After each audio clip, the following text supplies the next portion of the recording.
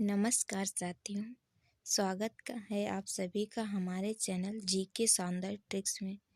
हम लेकर आए हैं 30 most important geography question answer जो वनडे एग्जाम के लिए अति महत्वपूर्ण प्रश्न है। क्वेश्चन नंबर 1 है, विश्व ग्लोब का निर्माता किसे कहा जाता है? आंसर है मार्टिन वेहम को। क्वेश्चन नंबर 2 है, ब्रह्मांड का वैज्ञानिक अध्ययन क्या कहलाता है? आंसर है कॉस्मोलॉजी।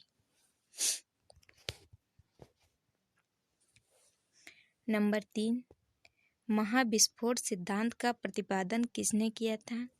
आंसर है बेल्जियम के पादरी जॉर्ज लेमेंटियर ने।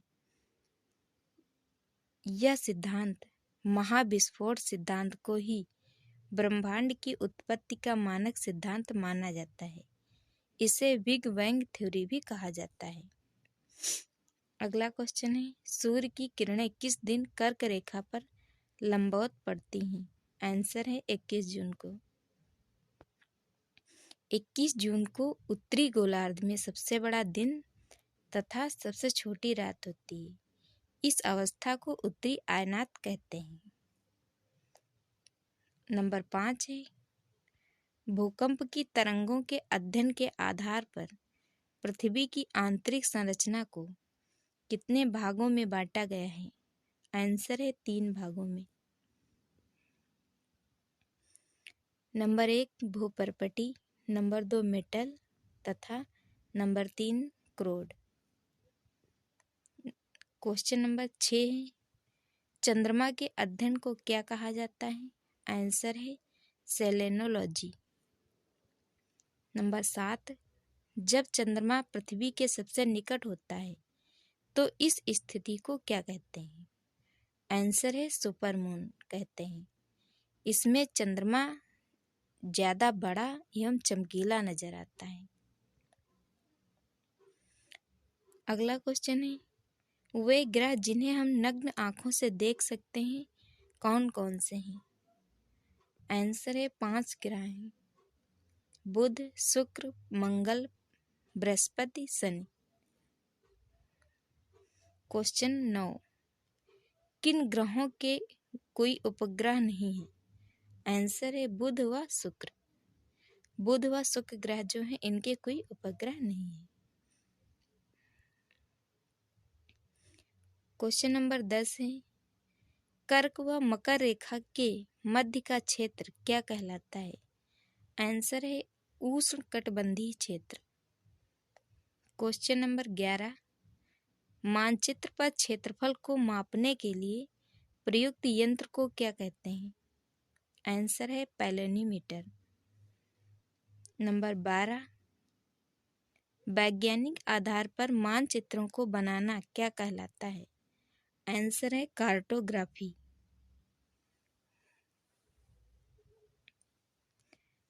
क्वेश्चन नंबर 13, सूर्य की किरणें मकर रेखा पर कब लंबवत पड़ती हैं? आंसर है 22 दिसंबर को।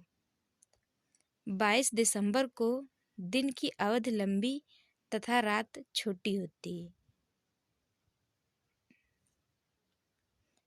क्वेश्चन नंबर 14, पृथ्वी के आयु का निर्धारण किसके द्वारा किया जाता है? आंसर है रेडियोमेट्रिक कॉल द्वारा। क्वेश्चन नंबर 15, शनि का सबसे बड़ा उपग्रह कौन सा है? आंसर है टाइटन। अगला क्वेश्चन है यानी 16 नंबर, वायुमंडल की सबसे निचली परत का नाम क्या है? आंसर है क्षोभ मंडल। इसकी औसत ऊंचाई 13 किलोमीटर है। क्वेश्चन नंबर 17, सहारा मरुस्थल कहाँ स्थित है? आंसर है उत्तरी अफ्रीका में। संसार का विशालतम मरुस्थल है। क्वेश्चन नंबर 18, कर्क रेखा भारत के कितने राज्यों के बीच से होकर गुजरती है? आंसर है 8 राज्यों में। ये राज्य हैं गुजरात, राजस्थान, मध्य प्रदेश, छत्तीसगढ़, झारखंड, पश्चिम बंगाल, त्रिपुरा तथा मिजोरम। इन 8 राज्यों से जो है कर्क रेखा गुजरती है। क्वेश्चन 19, भारत और पाकिस्तान के बीच निर्धारित की गई रेखा कौन सी है? आंसर है रेड क्लिफ रेखा, जिसे 1947 में निर्धारित किया गया। क्वेश्चन नंबर 20, भारत की जल एवं स्थल दोनों सीमाओं से लगने वाले देश कौन कौन से हैं? आंसर है बांग्लादेश, म्यांमार और पाकिस्तान। नंबर 21, अल नीनो किस महासागर में स्थित है? आंसर है प्रशांत महासागर। क्वेश्चन नंबर 22, भारत में हरित क्रांति की शुरुआत किस वर्ष हुई थी? आंसर है 1960 में। हरित क्रांति के जनक MS स्वामीनाथन हैं। क्वेश्चन नंबर 23, भारत में प्रायद्वीपीय पठार का आकार कैसा होता है? आंसर है त्रिकोणीय आकृति का। क्वेश्चन नंबर 24, राष्ट्रीय डेयरी अनुसंधान संस्थान कहाँ स्थित है? आंसर है करनाल, हरियाणा में। NDRT इसका फुल फॉर्म है नेशनल डेयरी रिसर्च इंस्टीट्यूट। इसकी स्थापना 1929 में करनाल, हरियाणा में हुई थी। क्वेश्चन नंबर 25, एकमात्र महाद्वीप है जिसमें होकर कर्क रेखा, मकर रेखा तथा भूमध्य रेखा गुजरती है। आंसर है अफ्रीका महाद्वीप। नंबर 26, भारत के योजना आयोग ने भारत को कितने कृषि जलवायु क्षेत्र में विभाजित किया है? आंसर है 15।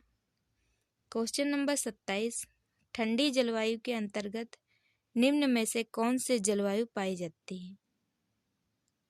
आंसर है टुंड्रा जलवायु। क्वेश्चन नंबर 28, 2011 की जनगणना के अनुसार भारत के किस राज्य की साक्षरता दर सबसे कम है? आंसर है बिहार। क्वेश्चन नंबर 29, वाणिज्य की दृष्टि से विश्व का सबसे व्यस्त महासागर कौन सा है? आंसर है अटलांटिक महासागर। क्वेश्चन नंबर 30, कौन सी नदी भारतीय हिमालय से निकलती है? आंसर है यमुना नदी, जो यमुनोत्री ग्लेशियर से निकलती है। धन्यवाद।